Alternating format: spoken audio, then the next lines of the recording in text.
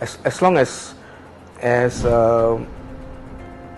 human greed is there, right? The desire to make more than what we have at this point, then you cannot stop frauds, you cannot stop scams, because it's also the perpetrator, it's also the victim. There's something that I came across, it's called the fraud triangle, right?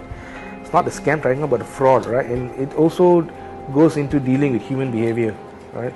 They desire to do something because they're able to do it. So if I have the ability to cheat someone, I would say, why not, if there's no consequences, right? If I don't get caught, that's not a position I take, right? But it's human behavior that causes this. There's an opportunity, right, to scam, even within an organization, to embezzle funds or to do something that's not right, right? If there's an opportunity, people will take it.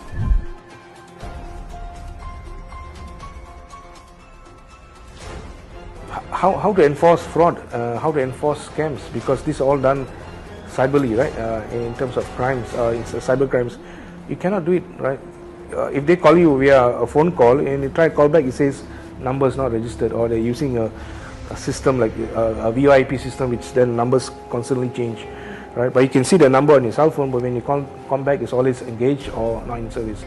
So how do you trace that, right? Unless this is only what the police can do, right? They actually compel these providers to release the information, right? And now that comes into privacy and all, right? Do you really want to divulge your entire customer records for authority for just one or two scam calls or fraud instances, right? So it's the touch and go situation. It's very, very, very iffy, I would say, up in the air. But like I said, how do you enforce? It's difficult. It's more on education.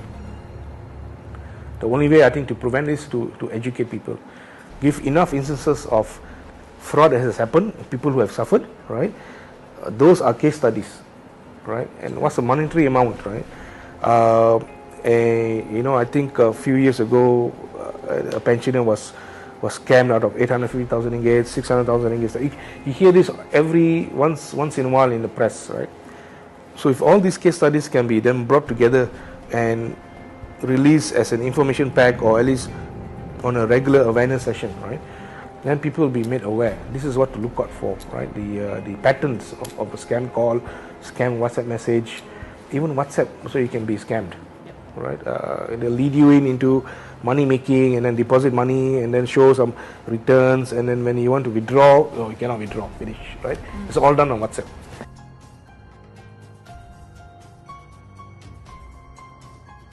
We can be a case study ourselves, right? This is what we experienced, and this is what we lost. The monetary amount was small, but still, it's a scam, right? But some people, they lose a lot more, right?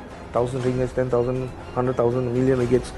What we can do is, like I said, there has to be the information needs to be disseminated, right? The do's and don'ts, like an infographic, right? And this needs to be kept in front of people of everyone, basically, right? And I believe awareness sessions should be organized for fraud and scams. But not only that, I'm going to plug this session called security awareness, right? Because people also fall for scams via email, phishing emails and stuff like that. So you need to have security awareness, and then we can then go into e-commerce fraud awareness, and then the scam awareness and fraud and any other types of fraud.